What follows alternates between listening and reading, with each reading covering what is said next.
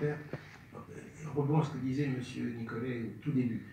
Quand on écoute les différents exposés, pardon, j'aurais dû me présenter, Jean-Michel Moroni, retraité d'EDF.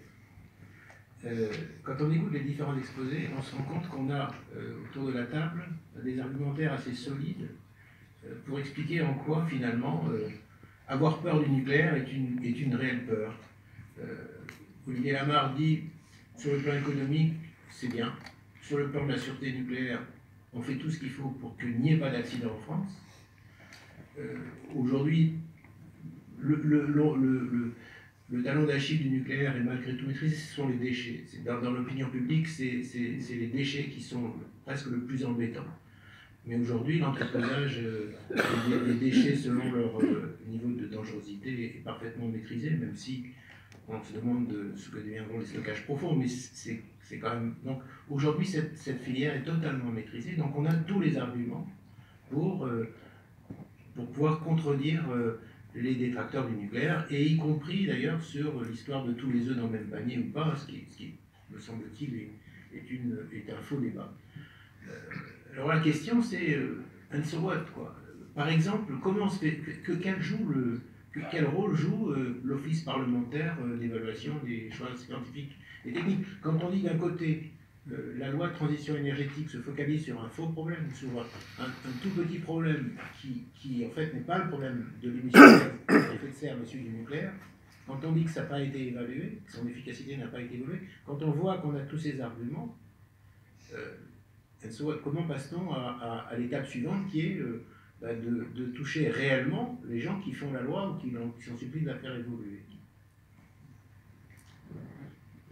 Je peux juste donner un élément de réponse. Alors là, un peu extérieur, puis peut-être monsieur pourrait compléter du point de vue de l'Assemblée elle-même. Je veux dire, d'abord l'OPEX, soit dit en passant, on peut lui trouver tout un tas de défauts, mais c'est quand même à peu près le seul endroit où on analyse les questions tant bien que mal d'un point de vue scientifique et technique avant de prendre des décisions. L'OPEX, on lui doit la préparation de la loi Bataille, qui était quand même un moment unique dans l'histoire de la législation, où on s'est dit on va se poser pour réfléchir avant de décider, c'est-à-dire et de réfléchir d'un point de vue scientifique et technique. Je veux dire, pour moi, c'est assez admirable cette chose-là. L'OPEX, le problème que j'y vois, c'est que les pères fondateurs de l'OPEX sont partis à la retraite, sont plus là, etc. Il y a un renouveau de l'OPEX actuellement.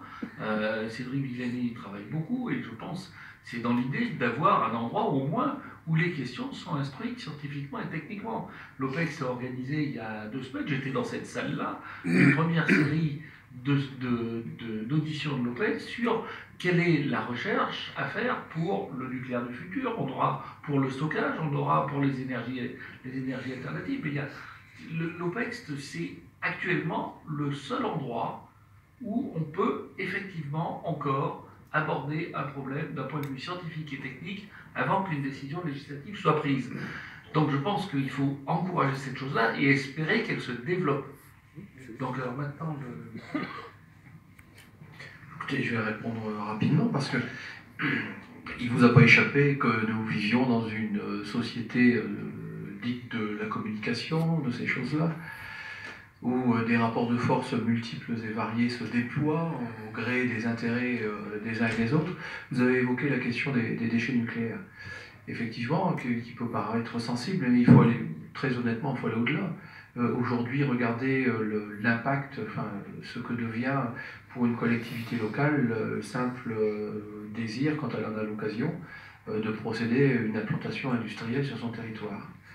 On a évoqué tout à l'heure la Commission nationale du débat public. Il y aurait beaucoup à dire sur la Commission nationale du débat public. Soyons très honnêtes. Regardons comment ces affaires-là sont organisées. Vous avez toujours les mêmes qui y viennent.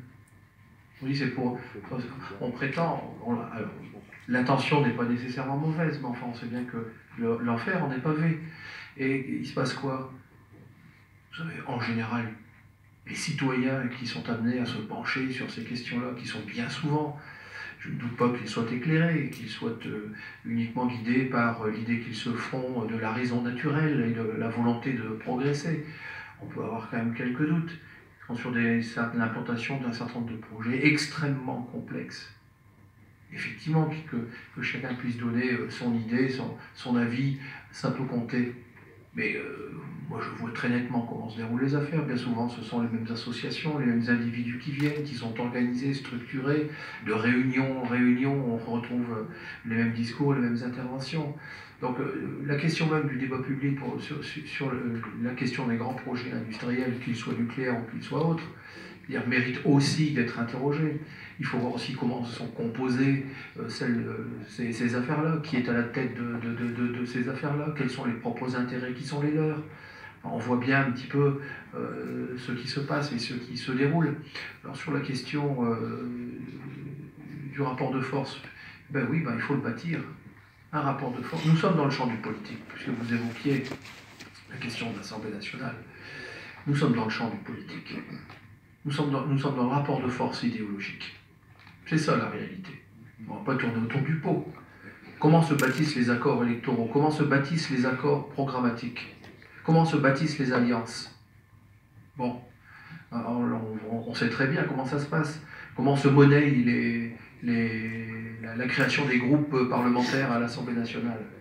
Donc forcément, il y a des enjeux derrière tout ça. On négocie avec tel parti politique, on négocie avec tel qui réclame, qui exige. Ben voilà, dans le programme, si on ne baisse pas voilà, si on ne dit pas qu'on baisse à 50% la part du nucléaire dans l'électricité française, eh ben on ne fait pas alliance avec vous. Et donc si vous ne faites pas alliance avec nous, vous n'aurez pas la majorité. Quand on synthétise les affaires au bout du bout, c'est comme ça que ça se passe. Hein, voilà. Donc il y a une bataille culturelle à mener. C'est une bataille culturelle à mener. La bataille culturelle, et c'est une bataille qu'on a perdue. Le prestige de la science dans le monde occidental, le prestige de le scientifique, sans faire du positivisme, mais le prestige des scientifiques français et la reconnaissance dont ils bénéficiaient de la part de la nation a considérablement décru. C'est comme la place de l'enseignant, de l'instituteur ou du professeur. Je veux dire, ces questions-là sont intimement liées. Hein, c'est la vision qu'on peut avoir de notre propre société et l'effort que la nation est prête à faire sur elle-même pour se projeter dans l'avenir. C'est de ça dont il s'agit, fondamentalement. Et c'est de ça dont on doit parler. C'est ce discours-là que nous devons porter avec nos industriels, avec nos ingénieurs, avec nos enseignants. Et ça, c'est de la responsabilité du politique. Mais la politique, c'est une culture. Et la culture peut aussi disparaître. Merci beaucoup.